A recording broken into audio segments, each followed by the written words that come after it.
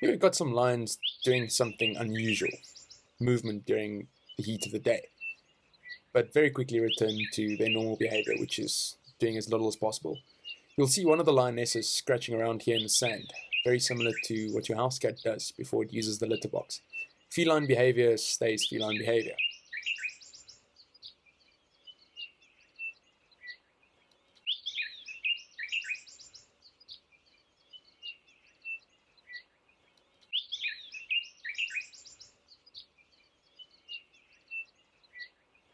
A few of them are getting a drink, and then the male has fully committed to his afternoon nap in the sun.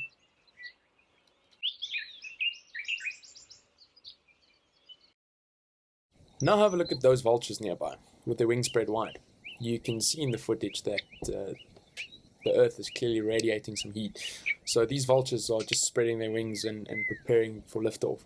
So vultures use the hot air vortex currents to be able to get up in the sky after they've had a good meal, as they are too heavy to take off like normal birds.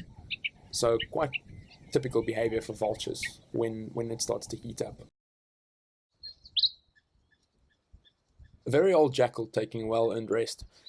You can see the whiteness on the face there, a bit of the grey beard of wisdom coming through. It's panting quite heavily, but that's pretty normal. Canines can't sweat, so panting is how they dump excess body heat. Basically the bushveld equivalent of switching on the aircon.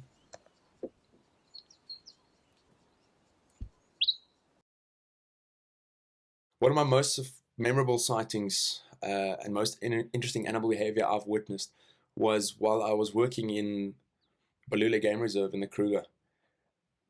We had dinner at the lodge the one night, and the guinea fowls were just going crazy in the tree. I remember getting up, getting the spotlight just to go and see what's happening there.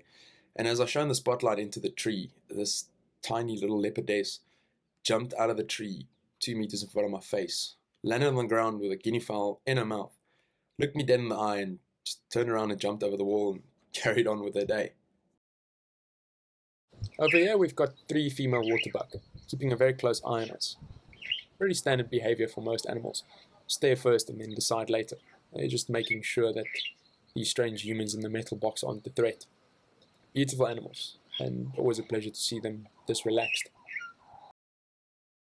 And then down the road a bit we've got a pair of ostriches. The female is the more muted greyish brown one, and the male is the very striking black and white outfit. In nature it's always the males that dress up. It's not unusual to see ostriches this time of year in breeding pairs, like displayed here, as it's more or less the time that they start to do a bit of their mating.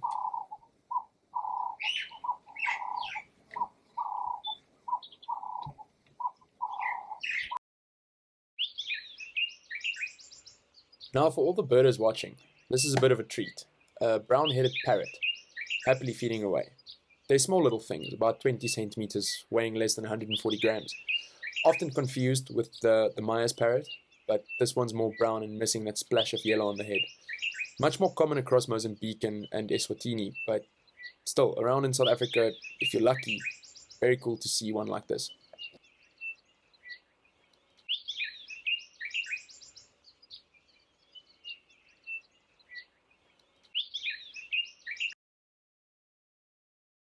My favorite animal, I would have to say, is equal parts split between a wild dog and a leopard. But if I had to choose one, I would say wild dogs. It carries a bit more of my personality in them, in terms of the absolute restlessness, the endless energy, and seemingly unstoppable enthusiasm for what they do. Here comes a serious sighting, a massive herd of buffalo making their way down to the water in the heat of the day.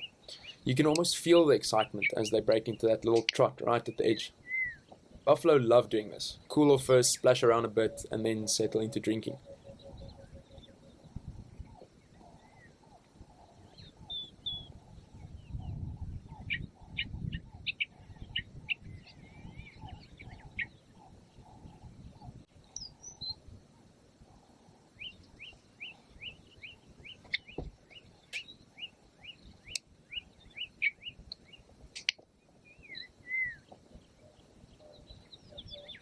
In the foreground, you'll see the white-backed vultures supervising the situation.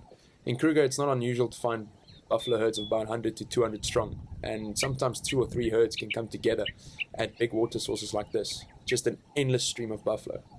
Proper African scene.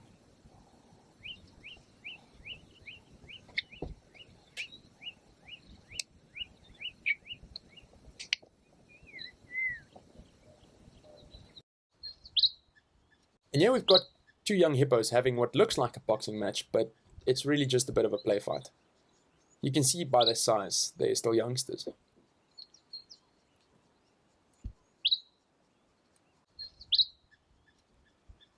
The rest of the pod is sunning themselves around the bank. Some of them look a bit pinkish. That's their sweat. Hippos secrete a reddish-orange liquid made of 2 components. The one works as a natural sunscreen and the other as an antiseptic. So when hippos fight, and you see those bright red patches later, it's not blood, it's actually their skin applying its own medicine. As if they weren't impressive enough already.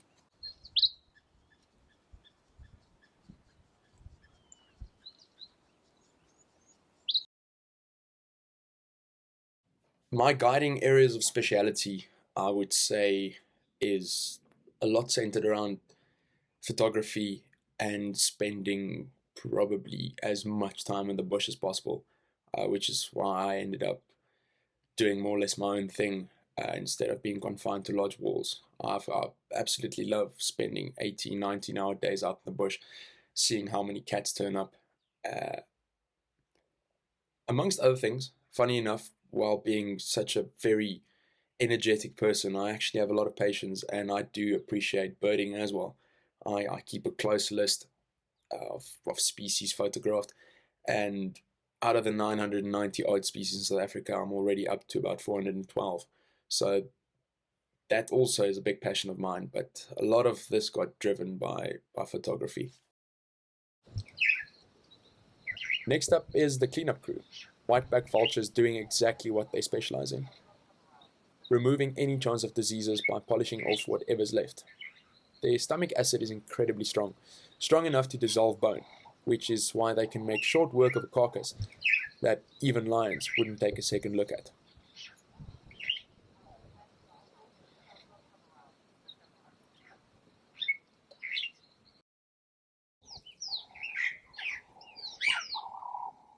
And to wrap things up, a beautiful breeding herd of elephants coming down for an afternoon drink. All your related females together, mothers, aunties, grandmothers, with their youngsters in between. You'll see some of them splashing water onto their bodies to cool off, and a few are drinking using that wonderfully flexible trunk of theirs.